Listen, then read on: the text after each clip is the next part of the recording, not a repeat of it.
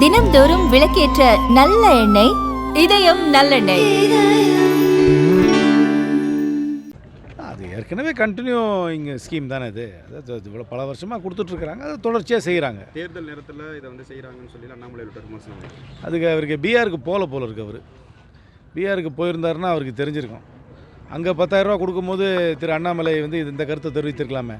இது continuing scheme, இது ஒன்றும் புது திட்டம் கிடையாது. ஏற்கனவே அறிவிக்கப்பட்ட அமலாக்கப்படுகின்ற திட்டம் அது தொடர்ச்சியாக நடந்து கொண்டிருக்கிறது, அவ்வளோதான். திமுக அரசு வந்து தேர்தல் வாக்குறுதி முழுமையாக நிறைவேற்றலாம்னு சொல்லி எல்லாம் எதிர்ப்பு தேர்தல் குற்றச்சாட்டாங்க. ஏன்னா தேர்தல் அதாவது முதல் கையெழுத்து இடுவேன் மதுபான கூட இன்னும் முடிக்கல அப்படின்ற மாதிரி சொல்கிறாங்க.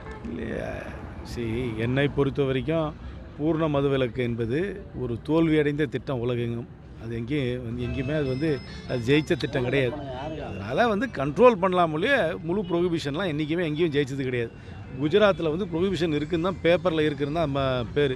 ஆனால் போர்பந்தர் காந்தி பிறந்த ஊரில் தான் மேக்சிமமே அங்கே இறக்குமதி ஆகுது. அதனால் என்னை பொறுத்த வரைக்கும் முழு மதுவிலக்கு என்பது ஒரு தோல்வி அடிக்கின்ற திட்டம் உலகமெங்கும். பீகாரில் நடந்ததை போல் தமிழ்நாட்டிலையும் சரி வெஸ்ட் பெங்கால்லையும் சரி நடைபெறும் அப்படின்னு சொல்லி அமித்ஷா சொல்லியிருக்காரு.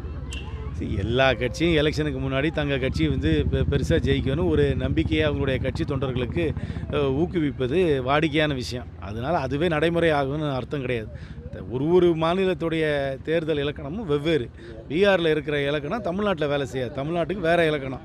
அதே மாதிரி பெங்காலில் இருக்கிறது வேறு இலக்கணம். அந்தந்த ஊர் இலக்கணம் படி, அந்தந்த ஊர் கூட்டணிப்படி, அந்தந்த ஊர் அரசியல் நிலவரத்துப்படி தேர்தல் முடிவுகள் இருக்கும். இப்போ தொடர்ச்சியாக அமித்ஷா மோடி உள்ளிட்டவர்கள் ஜனவரி மாதம் நல்லா வரட்டும். ஆனால் தேர்தல் வரும்போது வந்துடுவாங்க. இப்போ என்ன சொல்லுவாங்கன்னா, அடிக்கடி வருவாங்க தமிழ்நாட்டுக்கு.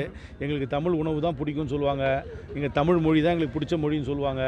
அதே மாதிரி அது அப்போ தேர்தல் வரும்போது ஒரு சீசனுக்கு வந்துட்டு போகிறவங்க தான். தேர்தல் இல்லாத நேரத்தில் அவங்களுக்கு ஒன்றும் தமிழ்நாட்டை பற்றி எந்த கவனமும் இருக்காது.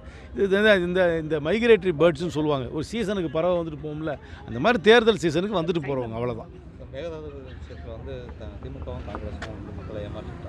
இது ஏமாத்துறீங்க. நம்ம தமிழ்நாட்டுடைய எந்த ஒரு உரிமையையும் திராவிட முன்னேற்ற கழகமாக இருந்தாலும் சரி, காங்கிரஸ் கட்சியாக இருந்தாலும் விட்டு கொடுக்காது. ஆனால் கர்நாடகாவில் இருக்கிற அரசியல் கட்சிகள் அவர்களுடைய நிலையை எடுத்து சொல்வார்கள், நம்மளுடைய நிலையை நாம் எடுத்து சொல்லுவோம்.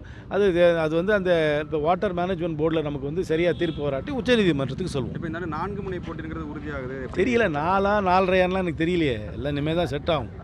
4-4.5 எப்படி தெரியலையே எனக்கு. வரட்டும், எல்லாம் ஒரு மார்ச் மாதம் தான் ஒரு தெளிவு வரும். தமிழக வெற்றி கழகத்தில் சேர்ந்த செங்கோட்டையன் தாவேக்கா அடுத்த அதிமுகவாக இருக்கும், அதிமுகவே இருக்காது அப்படின்ற மாதிரி சொல்லியிருக்காரு. அதான் சொல்லணேன், ஒரு கட்சியிலே இருப்பவர்கள் அவருடைய கட்சியை உயர்த்தி பேசுவது வாடிக்கை. ஆனால் தேர்தல் என்பது அந்த ஊர் இலக்கணம், அந்த ஊர் கூட்டணியை பொறுத்து தான் முடிவாகும்.